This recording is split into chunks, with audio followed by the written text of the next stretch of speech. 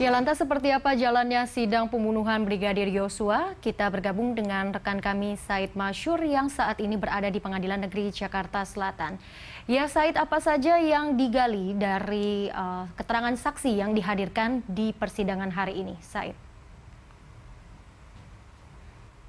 Ellen, ada beberapa hal yang digali oleh kuasa hukum dalam persidangan lanjutan kali ini, di mana Anda telah jelaskan tadi bahwa yang dihadirkan pada sidang lanjutan terkait kasus pembunuhan berencana kali ini yaitu saksi ahli hukum pidana, yaitu Elwin Daniel, merupakan guru besar hukum pidana dari Universitas Andalas. Saat ini prosesnya masih berlangsung, pertanyaan-pertanyaan masih sedang diajukan oleh kuasa hukum dari Ferdy Sambo dan juga Putri Chandrawati.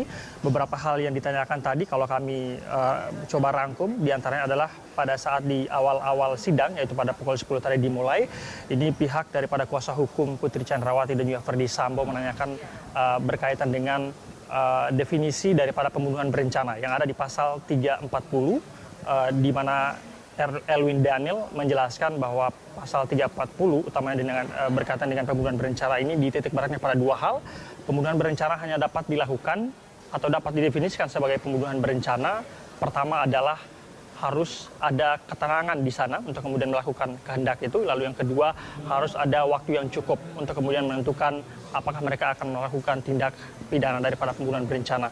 Ini dua hal yang dititik beratkan pada saat pertanyaan itu. Lalu kemudian yang kedua, hal lain yang ditanyakan oleh pihak kuasa hukum dari Putri Chandrawati dan juga Ferdy Sambo, yang kedua adalah berkaitan dengan poligraf. Tadi kuasa hukum menanyakan bagaimana kemudian status atau posisi poligraf atau lie detector yang selama ini digunakan oleh JPU atau Jaksa Penuntut Umum dalam persidangan tadi ini. Tadi saksi ahli mengatakan bahwa poligraf ini sebetulnya masih dalam perdebatan, apakah poligraf ini masuk atau didefinisikan sebagai alat bukti ataupun juga barang bukti. Ini dua hal yang berbeda menurut saksi ahli tadi. Alat bukti ini hanyalah sebuah keterangan, sementara barang bukti ini adalah sebuah barang yang bisa dijadikan bukti dalam persidangan. Apakah boleh digunakan atau tidak? Saksi ahli mengatakan bahwa poligraf ini dapat saja digunakan apabila proses pengambilan daripada hasil poligraf ini dilakukan dengan cara-cara yang telah memenuhi ketentuan yang telah diatur begitu. Namun apabila cara yang dilakukan tidak sesuai dengan ketentuan, maka poligraf dianggap tidak sah dan itu kemudian dikesampingkan. Lalu hal yang ketiga juga tadi berkaitan dengan penyertaan daripada pembunuhan berencana ini tadi. Karena kita tahu Ferdy Sambo merupakan salah satu aktor utama ataupun aktor tunggal daripada pembunuhan Brigadir Yosua. Tadi kuasa hukum menanyakan bagaimana kemudian apa yang menyebabkan sehingga orang bisa dilibatkan ataupun disertakan dalam tindak pidana pembunuhan berencana. Ini kaitannya dengan posisi Putri Chandrawati atau klien mereka berkaitan dengan penyertaan dirinya sebagai pembunuh berencana.